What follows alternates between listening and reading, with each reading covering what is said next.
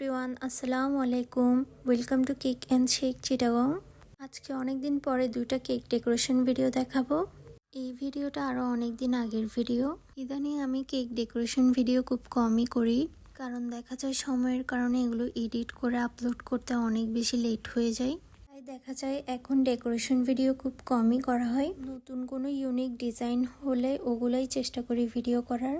একই রকম ডিজাইন যদি বারবার অর্ডার আসে, ওইগুলো আমার ভিডিও করতে একদমই ইচ্ছা করে না। এই কেকটা অর্ডার করেছিলেন আমার একটা রিপিট কাস্টমার।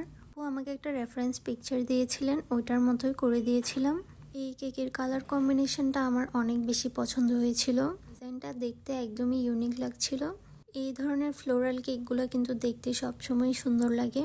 কেকের বেসের কালারটা ছিল একদম হালকা অলিভ কালারের, দুই পাশে ফ্লাওয়ারগুলো ছিল ব্রাউন আর হোয়াইট কালারের মধ্যে। এরপর ফ্লাওয়ারগুলোর মাঝখানে যেগুলো হোয়াইট কালার ফ্লাওয়ার, ওগুলোর মাঝখানে আমি ইয়েলো কালার দিয়ে দিচ্ছিলাম, আর ব্রাউন কালার ফ্লাওয়ারগুলোর মাঝখানে আমি ব্ল্যাক কালার দিয়ে দিচ্ছিলাম। ব্ল্যাক কালার দেওয়ার পরে কিন্তু কেকটার লুকটাই চেঞ্জ হয়ে গিয়েছে। এই কেকটা ছিল 7 নভেম্বরের একটা কেক। ভিডিওটা ওই দিনেরই ভিডিও ছিল, প্রায় 2 মাস হয়ে যাচ্ছে কিন্তু। এখন আমি আরও একটি অ্যানিভার্সারি কেকের ডেকোরেশন দেখাবো। এই কেকটা অর্ডার করেছিলেন আমার একজন আপু। উনি আমাকে জাস্ট বলেছিলেন এটা অ্যানিভার্সারির জন্য হবে, ক্যালেন্ডার থিমের মধ্যে। তাই আমি আমার মতো ডিজাইন করে দিয়েছি। কেকটা ছিল 1 পাউন্ডের ভ্যানিলা ফ্লেভারের মধ্যে। এটা যেহেতু অ্যানিভার্সারির জন্য নিচ্ছিলেন, তাই আমি এটা হার্ট শেপে করে দিয়েছিলাম।